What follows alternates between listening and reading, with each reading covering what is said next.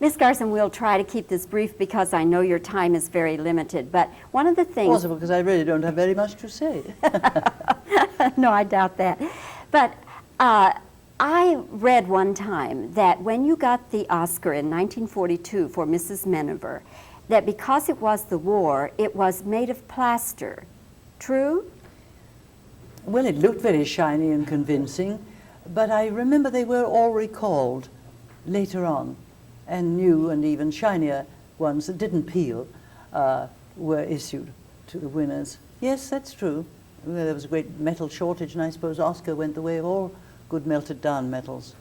Well, I just wanted to be sure that at some later date they made good on a bona fide Oscar. Oh, shiny and golden, yes indeed. Wonderful.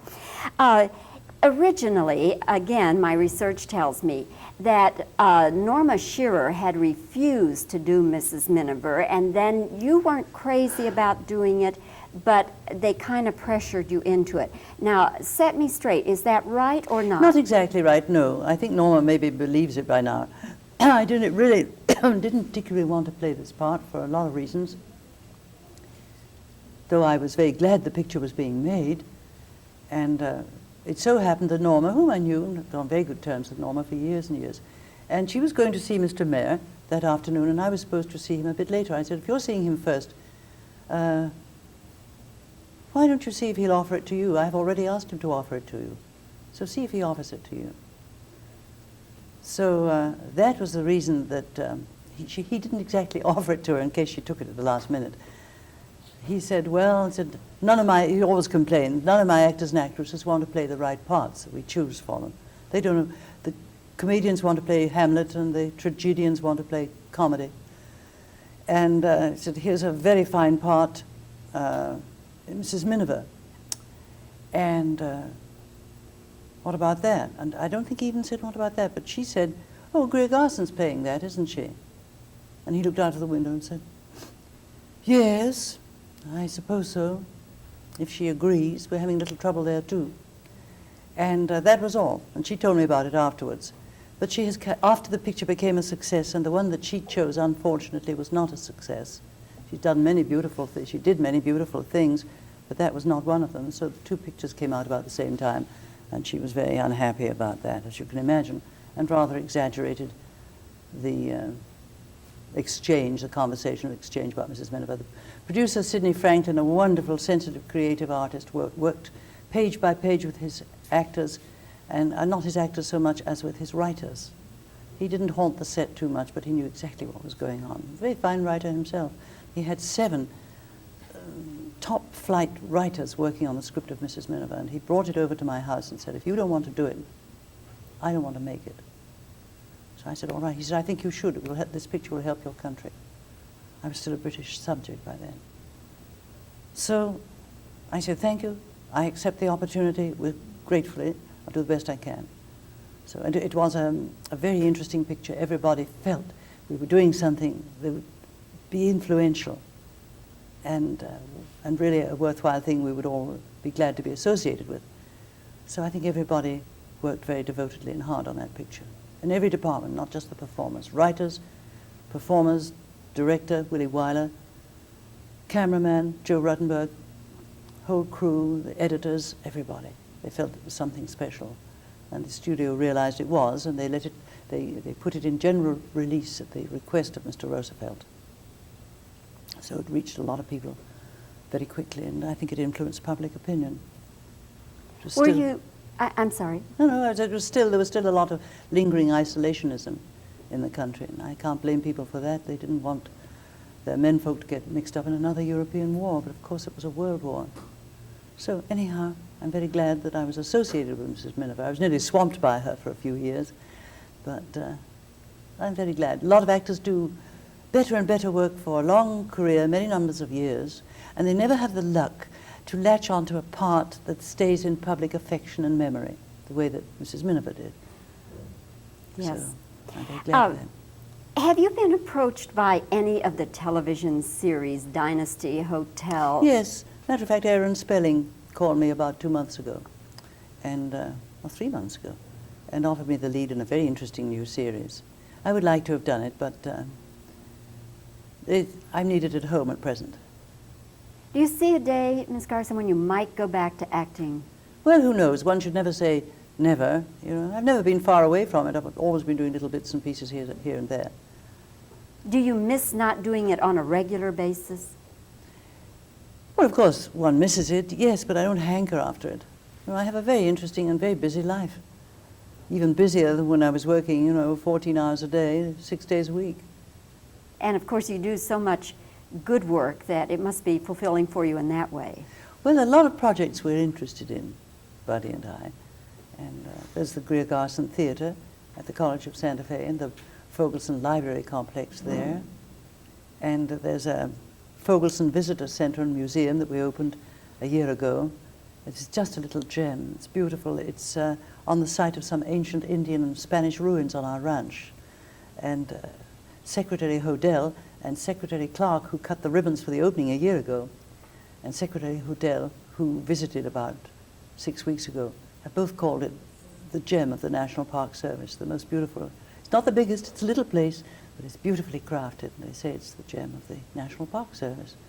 So that's very nice. And people seem to, the archaeologists love it. It's filled with Indian artifacts that were dug up out of the ruins, and it's quite fascinating. There's a beautiful mural that tells the whole history of the people from about 1200 on. And it is right there on right there on our ranch. My husband gave it to the people and put a fence around to protect it and gave hundreds of acres. It's a spreading ranch, and he gave hundreds of acres to protect this place for posterity. And the government finally, after 30 years of dreaming and planning, the Department of the Interior agreed to collaborate with us, cooperate with us is a nicer word, in building this center and getting the very best scholars and artists to work on it. A lot of regional artists, wood carvers, tinsmiths, muralists, makers of dioramas, and of course the archaeologists themselves. Best people we could find to put it together. So we're very happy about that. Public likes it very much. So these things keep me busy and very interested, and I have drama scholarship programs at various places, including SNU. So I'm always in touch with the new people coming along. Ms. Garson, in the press conference, you mentioned the fact that you wish Hollywood would go back to manners and morals. I wonder, could you just elaborate a little bit on that? Well, art holds a mirror up to nature, and nature has become a little rougher, I think. Our social condition, manners and morals have obviously declined. You may call it the decline only of hypocritism, but I don't think hypocrisy. But that's not true. I think that life is rougher and more savage and ruthless today. Crime is on the increase, and family virtues are not what they used to be. And I think that the motion picture is such an influential medium that it's a great pity it doesn't perhaps try to start a trend towards higher standard of values, even just manners. But it's not just motion pictures, it's magazines, bookstores, newspapers, radio. No, radio stays pretty clean, I think. I don't know, maybe I don't listen to the right places at the right times. Radio seems a pretty nice medium. I've always liked it. Would it be difficult for you today if you, let's say you were going back to acting and you were offered roles that involved a lot of rough language from your character and... Wouldn't be difficult at all. I wouldn't do it. I have been offered such roles many times. In fact, because of my reputation playing a large number of noble characters, there have been a great number of producers who thought it would have great shock value for the audience if they would put me in something with four-letter words, bad language and bad manners and bad character altogether. No, that doesn't attract me at all. It doesn't attract me when other people do it, and I certainly wouldn't dream of doing it myself. Ms. Garson, it's all too short, but I thank you for this brief but memorable visit. Well, thank you. It's been very nice talking to your audience membership, and having a chance to say hello to them. You know what all this is about. I'm at SMU for this lovely surprise party on Friday, And I'm very grateful. It's very heartwarming and lovely. I'm not much of a one for looking back because I'm so busy in the present and I like to look forward. But this will be interesting, I think. We'll be there to cover it. Thank you. Thank you. Thank you. Bye-bye. And if you perhaps lined up 5 or 7 actors and had them all play the same part, the same supporting cast, and see what happens. That would be interesting. Usually, I think, when there's an international piano competition or violin or things like that, I think that the competitors have to give their own relevance to the same piece of music. I think that is so. But here you're comparing absolutely different things. And maybe there is some influence on lifelong work, you know, but not when some newcomer comes along and has a couple of good parts. Well, it's wonderful luck, and the nomination is quite enough of a reward. I think it means that your fellow actors think you lucky fellow, lucky gal, had one of the best opportunities of the year, and rose to bilingual program. Immersive,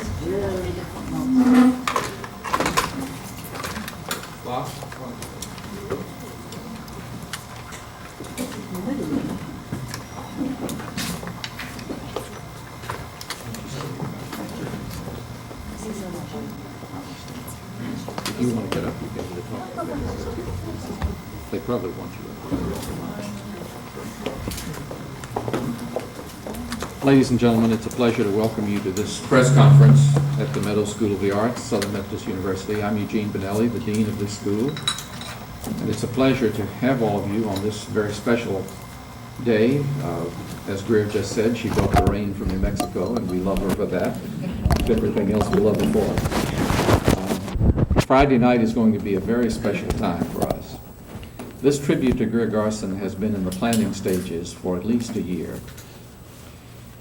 The relationship of the Meadows School with Greer Garson, however, goes back a good ways before that. She has been, through her work in the theater and on film, an inspiration to many generations of students. But in 1979, she and her husband, SMU, that has a story too. It was their 30th wedding anniversary, and this was their gift to each other. To do something to help young students talented in the arts. To me, when I was told about that, I just was thrilled to death, and it could not have been a more students in the name of Greer Garson as an inspiration for their future work, and it certainly worked that way. Bob Banner is joining us here for this press conference. Bob is a Meadows Distinguished Visiting Professor, an alumnus of SMU. Bob has gone on to become one of the most successful, and I really believe with all my heart, most beloved producers in a field where you have so many people who are interested in others for what they can do for themselves. We have in Bob a man who shares from his own heart and who is generous and caring. And he puts this to work in his company, and he has generously, over the last 6 years, given of his time to be a visiting professor and to work with students at SMU. And it was out of this interest on Bob's part in Garson. We are distributing to you, we just got them flown in last night, the program booklets for Friday night. You will see examples of some of the highlights from a career that spans several decades, from a life that has been full and rich with Here you see your trembling victim. I want to thank you all for coming out on a wet day. Glory be. And I don't know how I'm supposed to start this. I think the safest thing is to throw it right in your laps and say, any questions? I hope there are a few that will start us off anyhow. Miss Garson, when is the last time you did a press conference like this? Was it Thursday? I seem to be always meeting the members of the Fourth Estate. Not always in large groups, but small groups, sometimes ones and twos. I don't know if I'm supposed to have retired. I never retired exactly, officially. I never announced my retirement, and I don't think I have retired, really. So I often say, Fogelson, I'm busier working for you than I ever was for Leo the Lion. He's interested in so many things and projects, and I am too. And this has kept me very much in touch with our friends at the press. And I must say the relationship has mellowed and mellowed and mellowed. In fact, it's quite enjoyable now. In the days when I was very much at the mercy, as we all are, actors, you know.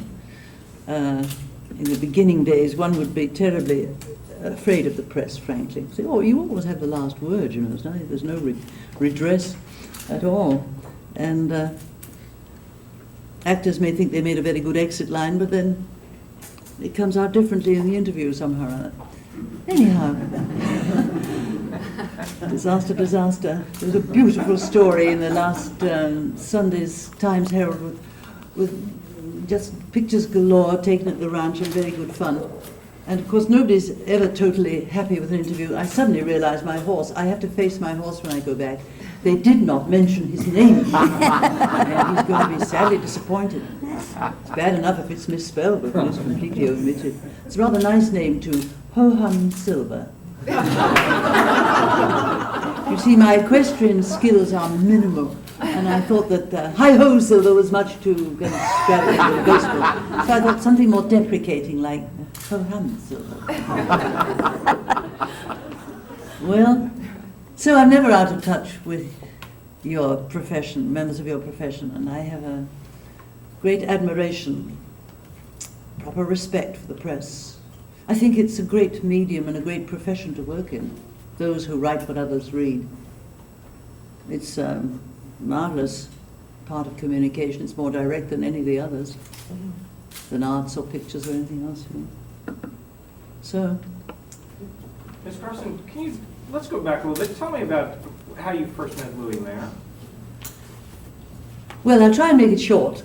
It's one of my favorite stories, and I'm inclined to make it rather long, so I shall try and compress it. I was playing the lead. I was playing a very bad girl. This was great fun, playing a very bad girl in a love. To restore it to some of its former grandeur, what would you do first?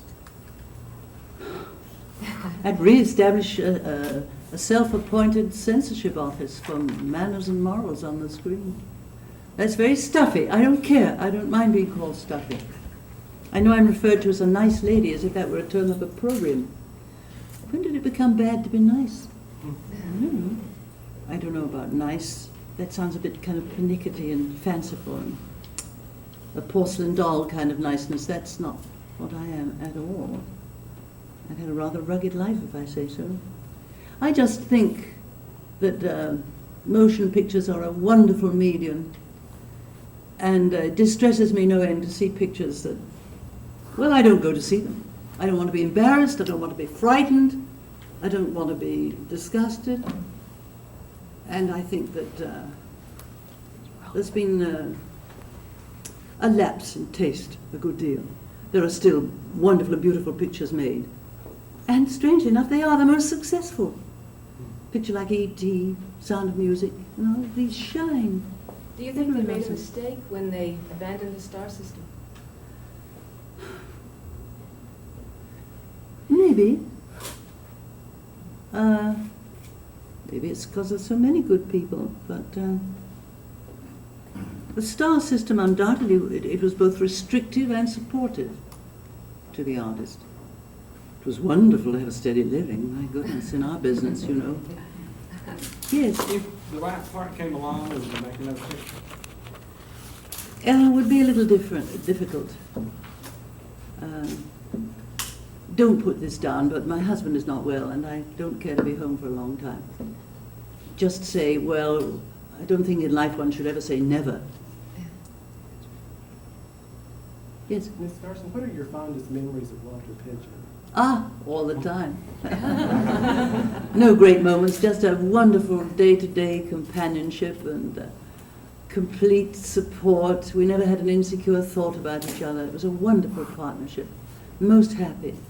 What was the secret of your chemistry on the screen? I have no idea, except that we seemed like a couple of decent people, I suppose. I really don't know. Most of the characters we were given to play were kind of normal, decent people. Some of them emerged into greatness. And I think Walter had such Well, he was just such a manly man. He was the solid gold gentleman. Women just adore him because they admire him. Like it seemed like a very reliable gent, which indeed he was, and handsome and charming, and a great sense of humour. Very naughty.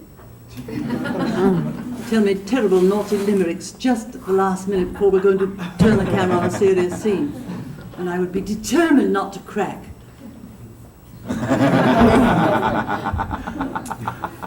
And concentrate most dutifully on what I was doing, and then about 3 minutes later I'd explode, ruin the whole scene, and the director would be furious, and I would just roll my eyes at water.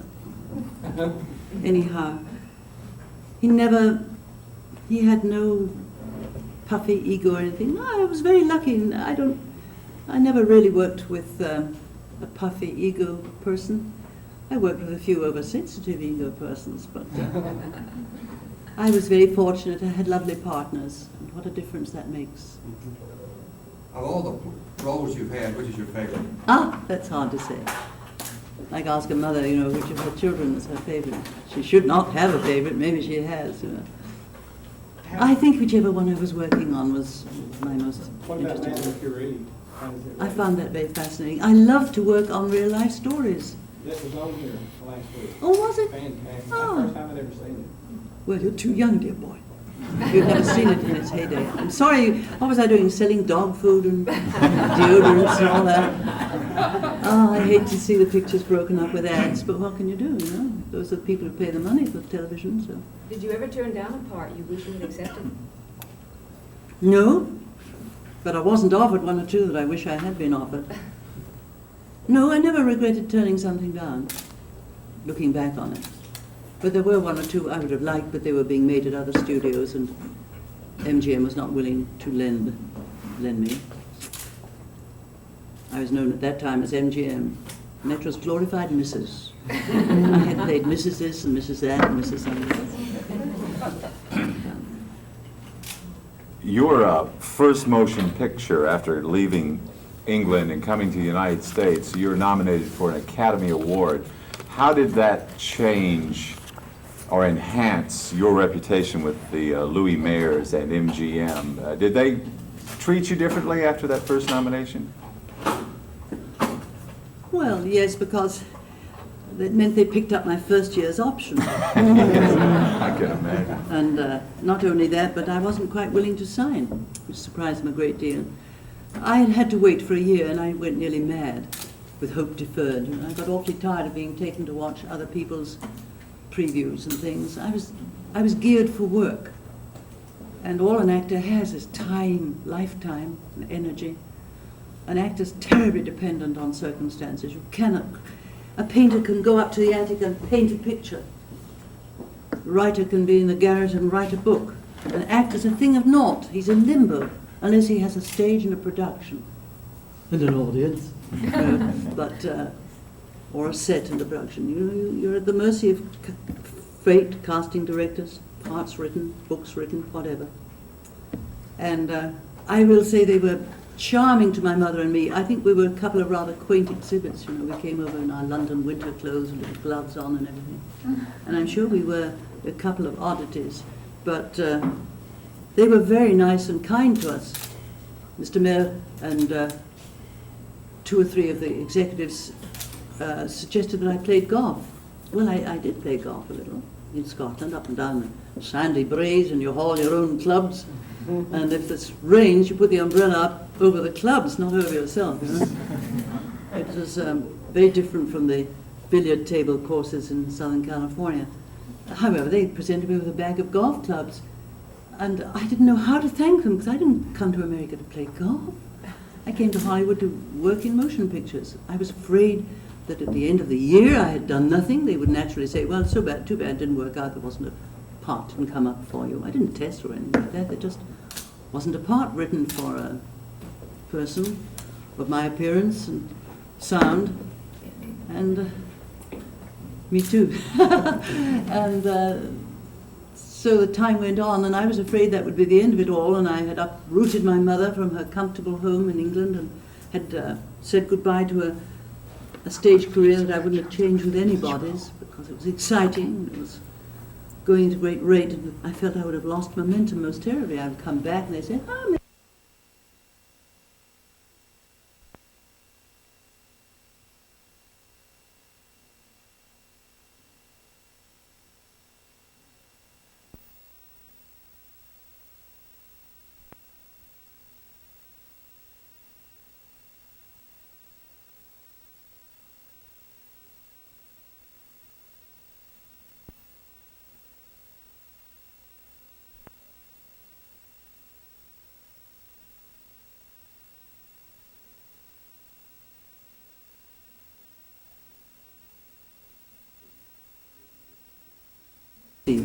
made me the offer. Hugh French, one of our leading agents in London, invited me to play Design for Living, marvelous actor. And it's a three-character play. I couldn't imagine anything more gorgeous. And at the Haymarket, which is one of our more important theatres. So that would have... And my heart, first of all, leaped because he was the director of our National Theatre, the Old Vic, at that time, the Old Victoria Theatre on the South Bank. And that's Shakespeare and the classics, of course. And he asked me to come and play leads for that year, maybe longer if I liked it, and so on, and if they liked me, and so on. And the first production would be Twelfth Night. Wyler happens to be one of my favorite parts. This is something I had longed for, you know. This would be the classic future, be a classic actor. And I was very sorry to have to say to him, I wish to goodness you had asked me last week. Then I'd have continued in my beloved London and on the stage. But that's the way things go. I couldn't take the lovely opportunity at the Haymarket, and I couldn't take the opportunity to go to the Old Vic, because I had accepted the opportunity, or provisionally accepted it. I'd made a commitment with Metro-Goldwyn-Mayer. As I say, they made me an offer I could not refuse. So, grabbed it. And came to America and have never regretted it. I saw you at Addie Main in New York. Have you played anything else on the stage in this country? Captain Brassbound's Conversion, which Bernard Shaw wrote for Ellen Terry. It's really a Valentine to a lady actress. It's a delightful part. Played that at the Armandson, very big theatre. 2,200 seats. My husband went up to the balcony to make quite sure that I could be heard up there. He was racing to join all. I could be. Have you played comedy before? That's the only time I've ever recall seeing you in that. Donors and Did you shoot Blossoms in the Dust in Texas, any part of it in Texas? No, we created a little bit of Texas on the back lot. That and those magic back lots, you know. So sorry they're sold for real estate now and so on. A lot of dull commercial things like that. They were magic. We had castles, Bavarian castles, we had French chateaux, we had Indian villages. I mean, Asiatic Indian villages and English manor houses, Tudor villages, all sorts of lovely things, and Tarzan's lake and forest, elephant, so on, trees, land of make-believe. It's beautiful. Now costs, I suppose, are so enormous that it's almost easier to take people to the actual location, and I think there's a demand for authenticity too. People are more travel-wise now. Since the war years, they've travelled more. Have I done something terrible? Turn me on. Something should turn me on. That's enough. Am I talking too long, too much? No. Miss Garson? Yes. Nostalgia fans might want to know where you keep your Oscar. Think. Well, my Oscar was in a proud place on a bookshelf, rather well seen, I would say, and surrounded by a few other knickknacks that I prize greatly, and esteem highly, though I'm kidding about it. And I'm very grateful they came my way.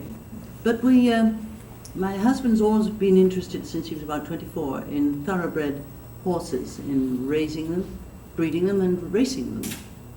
And he got into it again about 1950, something like that, I don't know, sometime about then. Anyhow, our stable finally found itself the proud owners of Ack-Ack, Horse of the Year. He won 4 Eclipse Awards awards, which is like winning 4 Oscars. So what happened to my Oscar?